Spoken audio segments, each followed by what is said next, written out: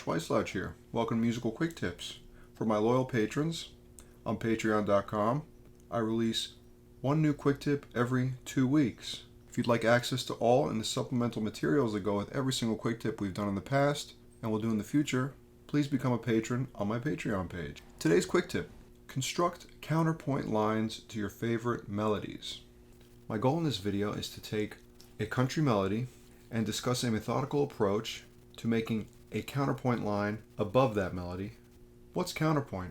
Well, you have your straight melody, say for example the one to the song that you're singing. You can make a counterpoint line a distinct melody that complements the original melody. In a more abstract way, you have one thing going on here and then something else that's different. When they get played on top of each other, they somehow work, despite the fact that they're different from each other. I want to look at one approach that's maybe not quite as codified, but could give you a little into discovering some of these distinct yet complementary counterpoint lines to your favorite songs. I want to use Hank Williams' There'll Be No Teardrops Tonight as an example. Here's the basic melody in the key of B. 3.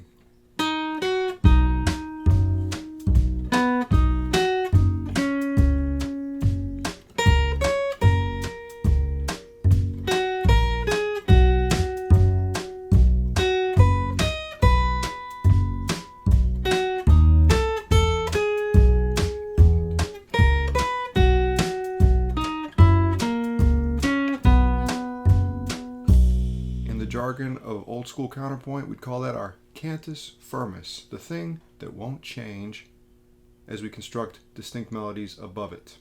We could just harmonize this melody a third above in the key of B, and that would construct a certain kind of counterpoint melody that would be totally valid. 4, 1, 2.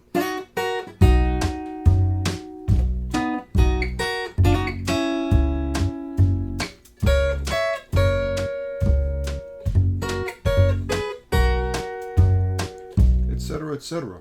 Totally valid, totally consonant, sounds good, you'll hear it all the time, it works great. What about this do I want to change? Well, the whole counterpoint line is in parallel motion, meaning when the melody goes up, the counterpoint line also went up.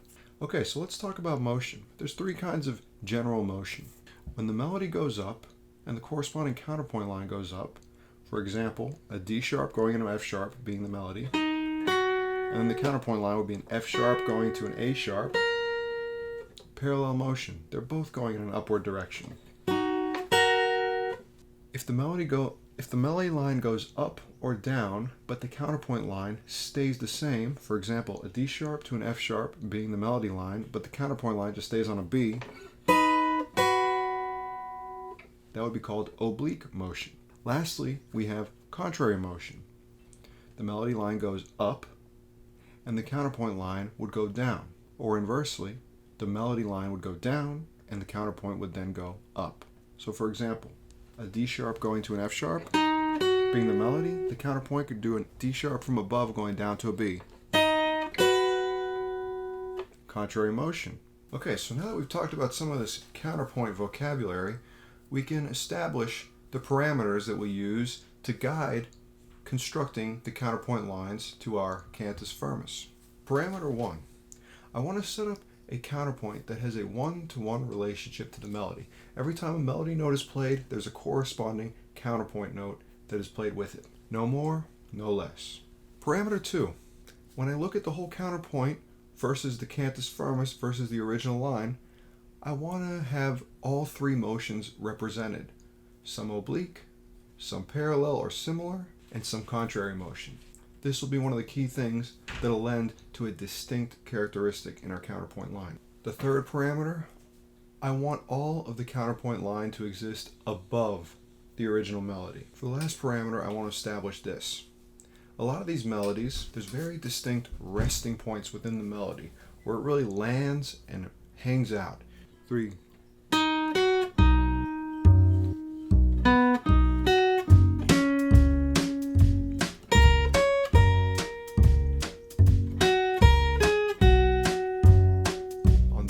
Resting points, I want the counterpoint line to land on a note that's consonant or sounds good in relation to the melody. Usually that'll mean that the counterpoint note would be landing on a chord tone. So for example, the melody lands on a D sharp and we're on a B chord. If the counterpoint landed on a B note, that'd sound nice and consonant. Melody, the chord is B, counterpoint would be a B too. That's going to sound good. Whereas, for example, if I land on a C, it might not sound quite as consonant. The point of rest won't be so restful. Interesting. Okay, those are our parameters. So let's begin constructing. We're going to go phrase by phrase, and there'll be no teardrops tonight.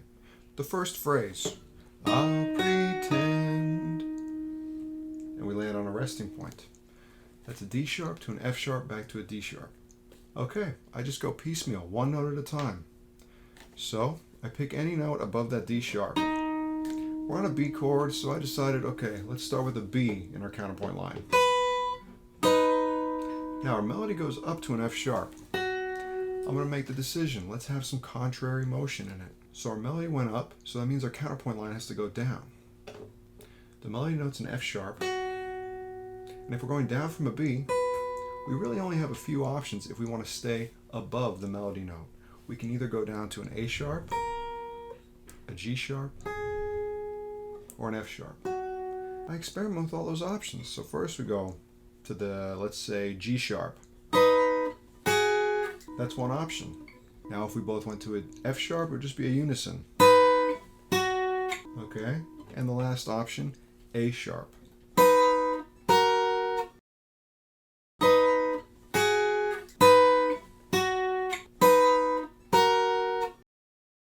Now you use your own creative antenna. What do I like? Don't think about it too much. Just make a decision and start moving on. We've decided the first counterpoint line will go B, A sharp, and at the resting point, we land back on a B, a chord tone, so it sounds nice and consonant. Cool. The next phrase.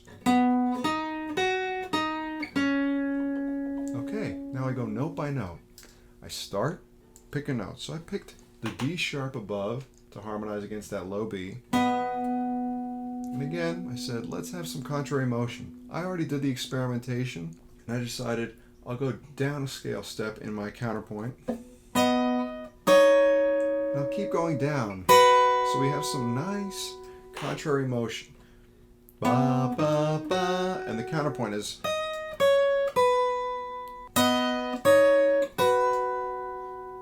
And then the melody goes back down to a D sharp, and I thought we'd have some oblique motion now, where we just hang out on that B. And then the resting point of a C sharp. That's on an F sharp chord, so I want to land on a chord tone in F sharp for the counterpoint line, so I chose an A sharp there. Here's what that sounds like.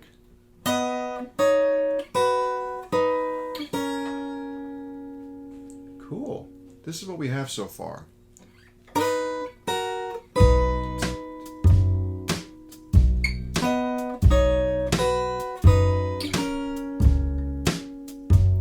Quite beautiful, and not necessarily what we do intuitively if we were just doing a classic country harmony right off the get-go, twin fiddle style. Looking at the parameters we set up, I hope you see it's pretty loose. Basically, everything's above. Every note has a harmony. I want to experiment with contrary, oblique, and similar motion all happening together. And lastly, when you get to those resting points, you want them to feel like just that, a resting point. So it's going to sound good, consonant, with the chord that you're on.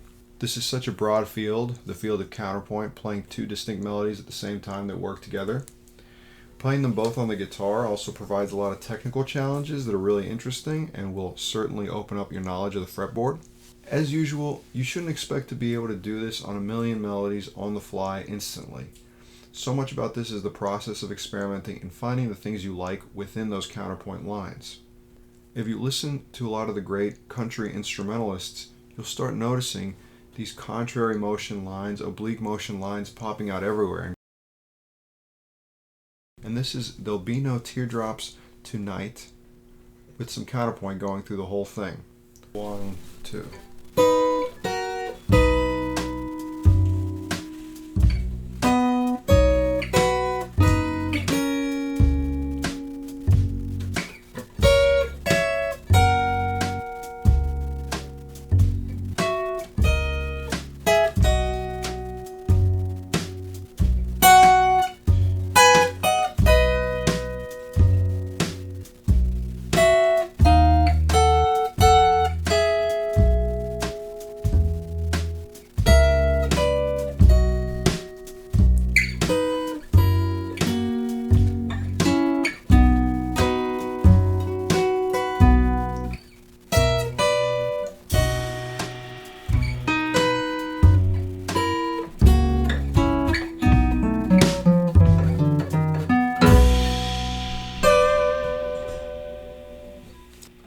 cool. In that exploration, a couple things I found that I like.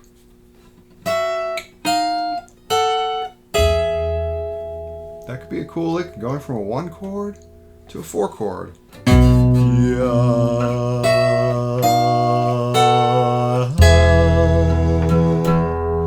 Ooh, very nice. Anyways, just another little tool that you can do when you find yourself with a few hours, with a few weeks of time to explore some new concepts and find a little bit more about what you like with the tunes you know and you love. Thanks so much, and we'll see you in 2 weeks if you're a patron.